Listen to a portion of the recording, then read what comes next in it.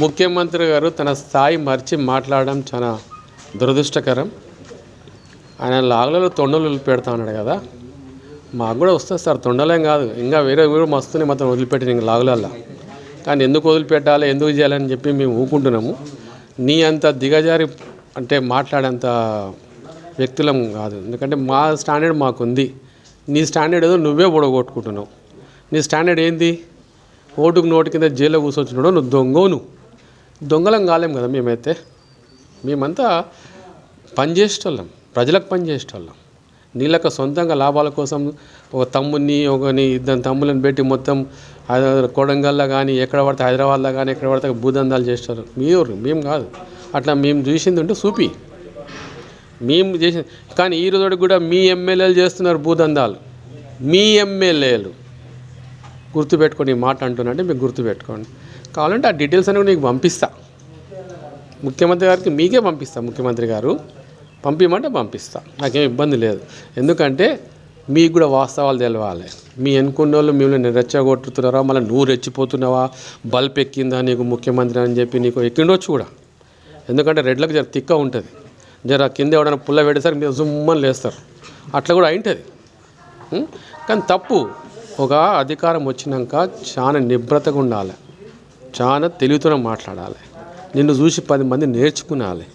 ఆ విధంగా ముఖ్యమంత్రి గారు మాట్లాడాలి. కానీ ఇదేందండి నాకు అర్థం కాదు. లాగులో తొండలు వదులుతా, తోలుస్తా. అరే ఎవరో తోలుస్తా అంటే ఆయన ఏం మాట్లాడిండు కేసీఆర్ సారు? పాలమూరు రంగారెడ్డి ఎత్తిపోతల పథకాన్ని ఇప్పటికే డిపిఆర్ రిటర్న్ వచ్చింది. ఎందుకు వచ్చింది అని మీకు ప్రశ్నించేసరికి మీరంతా ఓయిగా చూస్తున్నారు కదా. జిల్లాలో ఉన్న ఎమ్మెల్యేలు మాట్లాడతారు, రాష్ట్రంలో ఉన్న మంత్రులు మాట్లాడుతున్నారు కేసీఆర్ మీద.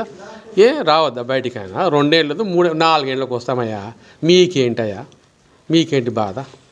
ఆయన మీకేం తప్పుడు పని చేయలే కదా. మీరు తప్పులు చేసిండ్రు, మీరు జైలుకి పోయినరు.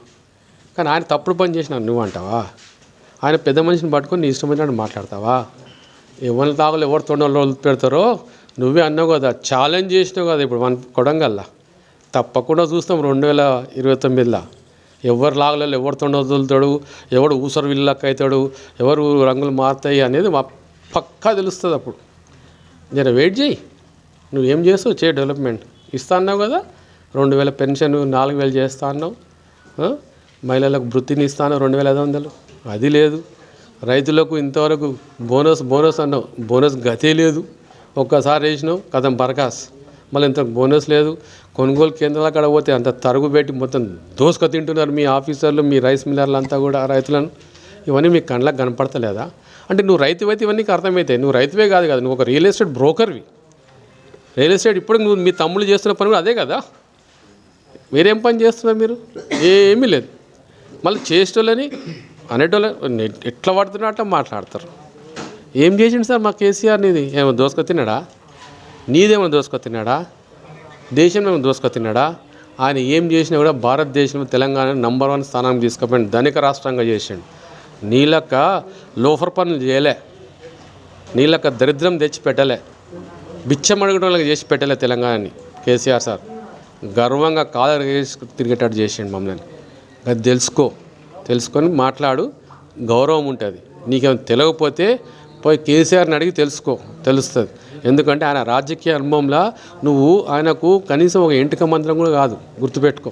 నువ్వు అనుకుండవచ్చు పెద్ద సీఎం అయినంత మాత్రం నాకు అన్నీ వస్తాయి, అన్నీ తెలుసు అనుకుంటుండొచ్చు. నో, రాజకీయం అంటే అనుభవం చాలా కావాలి సార్. ఈ 2 ఏళ్ళు నీకు చాలా సరిపోదు. నువ్వు అంటావు కదా ఇంకోసారి నేను గెలుస్తాను. అది నువ్వు కలలే కాను, పొలిటికల్ కాను. పొలిటికల్ అని ఎట్లయితే మీకు అందరికి తెలిసిన కథనే. నువ్వు ఇప్పటికి కొడంగల్ నిన్న పొలిటికల్ అన్నావు. ఛాలెంజ్ విసిరినావు. అది నీకే వాడుతుంది, నీ మేడకే వాడుతుంది రేవంత్ రెడ్డి. మాకేం కాదు. ఎందుకంటే నువ్వు చేసింది లేదు, ఇచ్చింది లేదు, పెట్టింది లేదు, తెచ్చింది లేదు. ఏదైనా దోసుకపోయే పనే పెట్టినావు. ఇప్పటికి కూడా ఎన్నటికైతే ఓట్ల నోటు కోసం జైలుకు పోయినావో అదే ప్రవర్తన ఇప్పుడు కూడా కనపడుతుంది తప్పిస్తే వేరేం కనపడతలేదు. నువ్వు అన్నావు కదా నీ ఛాలెంజ్, మేము కూడా స్వీకరిస్తాం నీ ఛాలెంజ్ని తప్పకుండా. 2029లో పక్క బీఆర్ఎస్ఏ వస్తుంది 100 కంటే. నువ్వు అన్నావు కదా 80 సీట్లని, మా 100 సీట్లు తెచ్చుకుంటాం సార్. డీలిమిటేషన్ అయితే 158 అవుతాయి కదా, అప్పుడు 120 సీట్లు తెచ్చుకుంటాం సార్. చూద్దాం. ముందర ఉంది ముసల పండుగ, నీకు ఇంకా 3 ఏళ్ళ టైం ఉంది. కానీ చూసుకుంటాం. Right. Local to global news at your fingertips. మీ చేతిలో ఒక ఆయుధం. Download Raw TV app. Media legend Ravi Prakash is back.